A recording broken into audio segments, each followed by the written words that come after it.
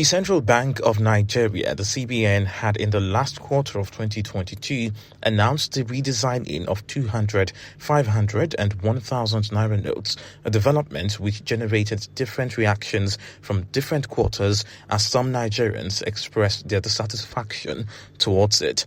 Meanwhile, the CBN justified its decision, claiming that the currency redesign was aimed at improving the security of the Nigerian currency, mitigating counterfeiting, preserving the collective national heritage, minimizing liquidity that is currently in circulation, and reducing the overall cost of currency management. It initially gave January 31, 2023 as the deadline for the old currency to be a legal tender, a move which generated into money difficulties experienced by Nigerians as people struggled to possess the new Naira notes. It was later extended to February 10, a development that was widely appreciated. Despite the extension, Nigerians are still groaning in their effort to secure the nation's currencies.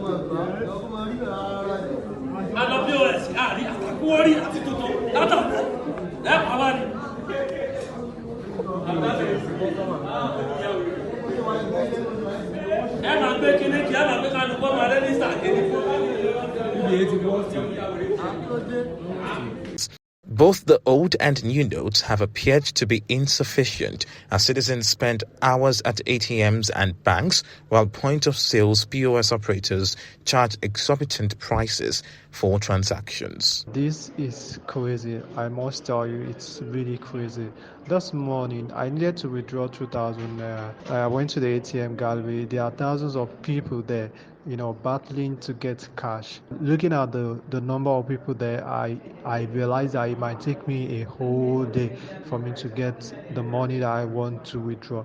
I resigned to the situation and I decided to go and use POS. And unfortunately, looking for POS, I started trekking. Eventually, I trekked a very long distance. So I came in contact with one POS operator. She pegged the charges for me that I want to withdraw 2,000 naira. She pegged the charges at 300 naira, and I think those that want to withdraw 3,000 naira, that is 400 naira. And I wouldn't blame her. What I realize is Nigerians as a people, generally, we are terrible people because we are trying to make people because of the situation, and to me that is uncalled for, and I see it as an act as being callous and being wicked.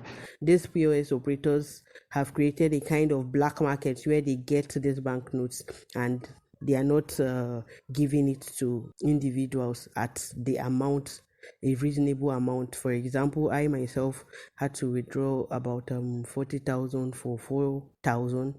So you would have to pay like 44,000 to get just 40,000. I've never seen anything like this. It's so crazy. It's just like trading in money, trading in Naira. It's really, really bad, and it's taking a toll on Nigerian citizens. While the struggle to secure the nation's currencies continue, Nigerians are also at the same time struggling to get fuel. They called for the extension of deadline for the old Naira notes, asking the federal government to make the monies available and accessible to all. All hands needs to be on deck to really monitor what they are doing with those money. And for the POS operators as well, I think what they are doing is a ripple effect of what the banks are doing, because what we learned is that for them to withdraw the money in bank, the banks people too are also charging them. So by extension, they too will have to increase the charges. The whole thing still boils down to the fact that the government, in the first place, they didn't consider that policy, what its effect is going to be on the common man. They didn't consider it very well. Now that they've implemented, they also need to at least look for a way that make life easier for people to at least be able to have access to these new notes. Naira redesign and its availability. I think it's a good initiative, but bad enforcement. I think bad enforcement has marred the good initiative. It's normal for the CBN to want to redesign the new notes. I think it's been a while we had this, and why I don't criticize the design, but the enforcement of issues around changing the old notes and easing into the use of the new notes gradually was not properly handled by the authorities. There ought to have been a kind of gradual easing into the new notes and phasing out of the old notes. And amidst all of this, we are having rumors of political sabotage and all, of which I don't really subscribe to, because I feel a government that is up and doing should be able to take care of any issue of sabotage and all the political rambling, probably because it's election season and